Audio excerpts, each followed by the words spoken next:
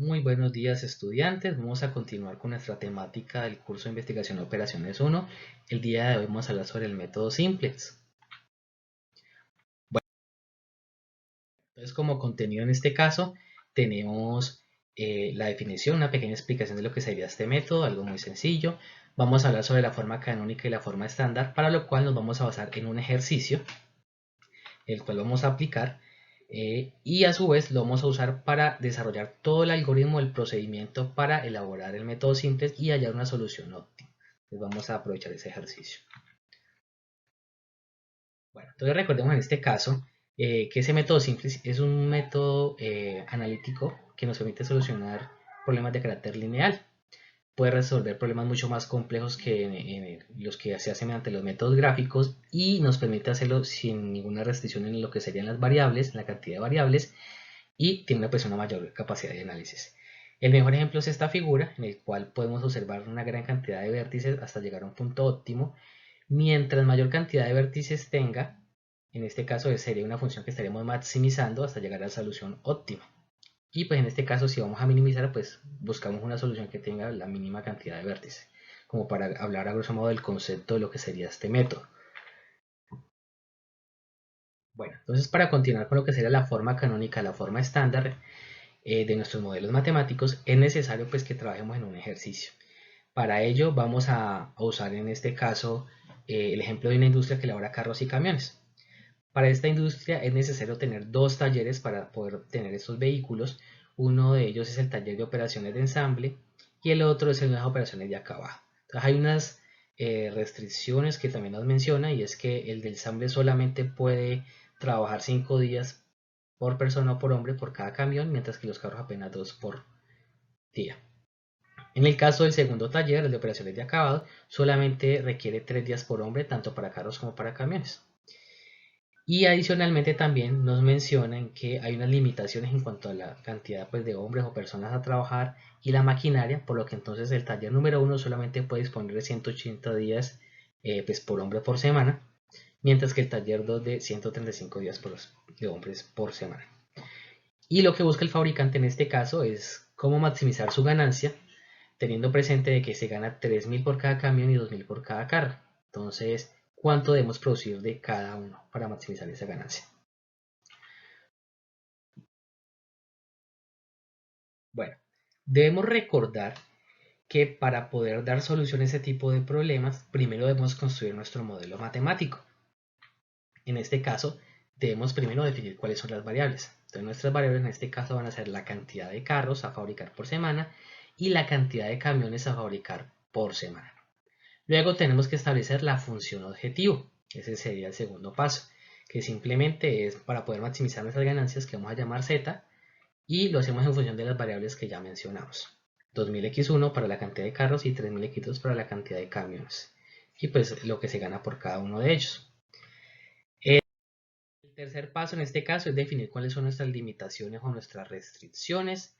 Para ello tenemos entonces que hay una restricción en cuanto a la cantidad de hombres a trabajar por día por semana. Entonces 2 para el caso de los carros y 5 para el caso de los camiones. Y luego tenemos la misma cantidad tanto para camiones como para hombres para el segundo taller. Recordemos que tenemos 2 talleres para los carros. Y hay unas restricciones naturales y de enteros en este caso, que simplemente es mencionar que esas variables pues no van a ser negativas, siempre van a ser en este caso mayor o iguales a 0, porque vamos a poder contar esas unidades.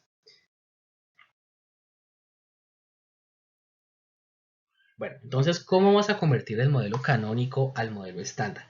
Ya tenemos la función objetivo, tenemos nuestras limitaciones. En este caso vamos a convertir esa función objetivo a una ecuación un poco más explícita, donde z va a ser igual a 2000x1 más 3000x2. Entonces, ¿cómo la convertimos? ¿Y para qué la convertimos? Es necesario en el método simple que ya estén en una forma estándar, es decir, convertir una desigualdad en una igualdad para poder dar solución a los problemas. En este caso vamos a agregar lo que son las variables de holgura para poder convertir estas desigualdades en una igualdad. Simplemente en la primera limitación vamos a agregar una variable que va a ser S1 para la variable de holgura, ¿sí? Y la desigualdad se convierte en una igualdad. Lo mismo hacemos para la segunda. La desigualdad, en este caso menor o igual, se convierte en una igualdad. agregando una segunda variable de holgura. Y en el caso de la función z, no vamos a agregar absolutamente nada porque ya es una igualdad. Si ustedes ven, z es igual a 2000 más 3000x2. Simplemente lo que vamos a hacer es reacomodar los términos para que nos quede una estructura muy similar a las otras ecuaciones. Ya teniendo en este caso nuestro modelo en forma estándar, vamos a continuar con lo que sería el algoritmo simplex. Entonces, ¿qué vamos a hacer? El algoritmo simplex trabaja a partir de una serie de tablas. Entonces vamos a usar las ecuaciones que ya tenemos, nuestras igualdades, y vamos a utilizar el modelo de la tabla que ustedes observan allí, donde tenemos las variables z, x1, x2, las variables de holgura, s1 y s2. Para el caso de las columnas, un coeficiente de la restricción o limitación, que en este caso simplemente sería lo que está después del igual. Y tenemos como filas solamente vamos a agregar las que sean de holgura, S1 y S2, porque apenas tenemos dos. Si fuese más, pues agregamos más, S3 o S4.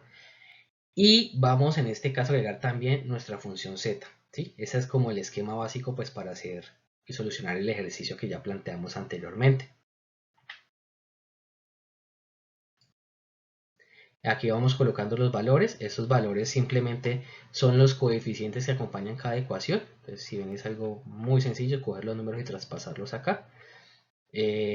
Los valores, las variables que no están, por lo menos en S1, miramos la ecuación número 1.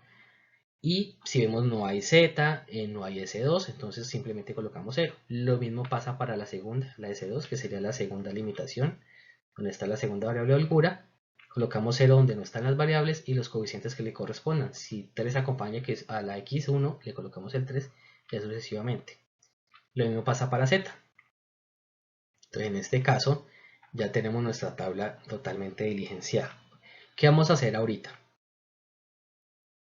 Bueno, entonces lo primero, en este caso vamos a hallar lo que será la columna pivote, ¿sí? En este caso es el valor más negativo que tenga z, esa se va a convertir en la columna. Entonces en este caso tenemos acá 3000, ¿sí? Y tenemos también, en este caso 3000, listo. Bueno, y vamos a hallar la fila pivote que en este caso resulta de dividir cada uno de esos coeficientes de restricción, perdón, constantes de restricción, sobre los valores, en este caso las variables que tienen estas columnas. Entonces vamos a ver 180 entre 5 y 135 entre 3. Esos valores que nos da el menor valor, ¿sí? Nos va a indicar que esa va a ser nuestra fila pivote en este caso. Y el número que ya veían ustedes ahí resaltado, le vamos a llamar el elemento pivote, que va a ser la intersección entre esta fila y la columna pivote. Simplemente es un número que nos va a ayudar a resolver todo el ejercicio.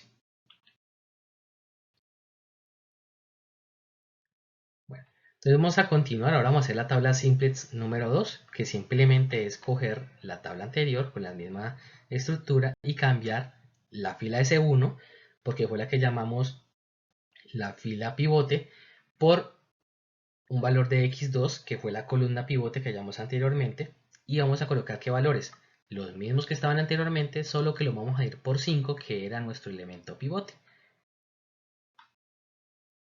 Bueno, entonces ya tenemos las divisiones hechas. Vamos entonces a continuar. En este caso, ¿cómo calculamos las otras filas? Simplemente es una expresión muy sencilla en el cual esa fila nueva, que es la que vamos a hallar, la vamos a hacer de la siguiente manera. La fila vieja, que está en la tabla simple número 1, o sea, de la tabla anterior, ese valor que está allí le vamos a restar el coeficiente pivote, ¿sí? Que es el numerito que estaba en esa fila vieja, ¿sí? Y ese lo vamos a multiplicar por la fila entrante. Entonces aquí recordemos, en este caso, para hallar S2, el coeficiente de pivote sería 3. Entonces aquí hago otra tablita para que me entiendan un poco mejor. Colocamos los mismos valores de la fila vieja. Colocamos en este caso ese coeficiente que va a ser 3, que es el mismo para todos.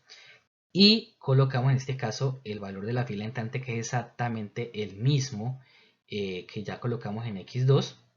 Y hacemos las operaciones. Multiplicamos en este caso 3 por 0, 3 por 2 quintos, y así vamos obteniendo cada uno de los valores del producto. Y luego finalmente vamos a restar la fila vieja menos esa última fila.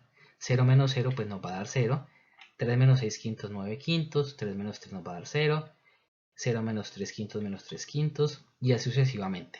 El mismo ejercicio se debe hacer en este caso pues para la fila Z, aplicando la misma ecuación muy sencilla, y de esta manera calculamos estos valores que van a ser 1, menos 800, 0, 600, 0 y 108.000.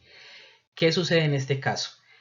El ejercicio aún no ha terminado, pero ¿cómo nos damos cuenta? Vamos a fijarnos siempre en la fila Z. Cuando la fila Z todos sus valores sean positivos, quiere decir que hemos encontrado una solución óptima. Pero en este caso tenemos en lo que sería la columna X1 un valor de menos 800.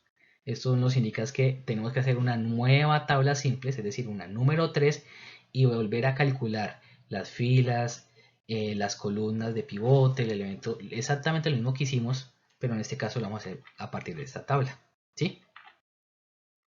Bueno, la tabla simple número 2, nuevamente, como les digo, calculamos en este caso el valor más negativo, que era menos 800, escogemos la columna, ahora dividimos 2 quintos, 36 por cada uno de esos elementos, ¿sí? Y ahí obtenemos que el menor va a ser el de la fila S2, que es la que vamos entonces a cambiar, y ya seleccionamos como la fila pivote nuestro elemento. Bueno, entonces vamos a continuar con la tabla simples número 3. Pues para este caso vamos a cambiar esa fila que ya determinamos, que era S2, la cambiamos ahora por X1. Recuerden que señalamos con los recuadritos rojos nuestras filas y nuestras columnas de pivote, y vamos a dividir toda esa fila que tenemos anteriormente por lo que sería nuestro elemento pivote, que es de 9 quintos. Entonces, al dividir esos valores por 9 quintos obtenemos los valores que observamos allí. 0, 1, 0, menos 1 tercio y 5 novenos. Y 15 pues para el coeficiente de la restricción.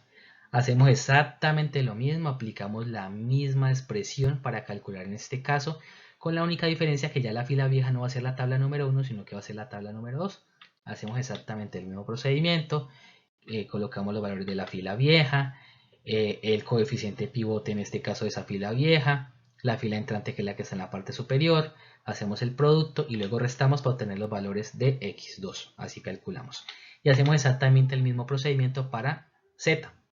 ¿Eso qué quiere decir en este caso? Miren, ya aquí Z tiene todos los valores positivos, lo que nos indica simplemente es que ya el ejercicio terminó y hemos hallado la solución óptima. ¿Cuál es la solución óptima en este caso? Bueno, entonces en este caso la solución óptima, como ya les mencioné, es cuando no hay valores negativos en Z, ¿sí? Y recordemos en este caso que tenemos las variables X1 que eran carros, X2 que eran camiones. Retomamos nuestra tabla, ¿sí? Tomamos nuestra función objetivo y vamos a empezar a validar en este caso con estos valores que son nuestras respuestas. ¿Sí? Los coeficientes de restricción al final de esta última tabla nos indica que tendrían que ser 30 camiones, la solución para la empresa, hacer elaborar 30 camiones, elaborar 15 carros, ¿sí? Para tener una máxima ganancia de $120.000 por semana. Vamos a validar donde Z vale 120.000, colocamos los valores de X1 y X2 y en este caso logramos esa igualdad que es de 120.000. Entonces con eso hemos dado finalización al ejercicio y hemos hallado un valor óptimo para el problema planteado.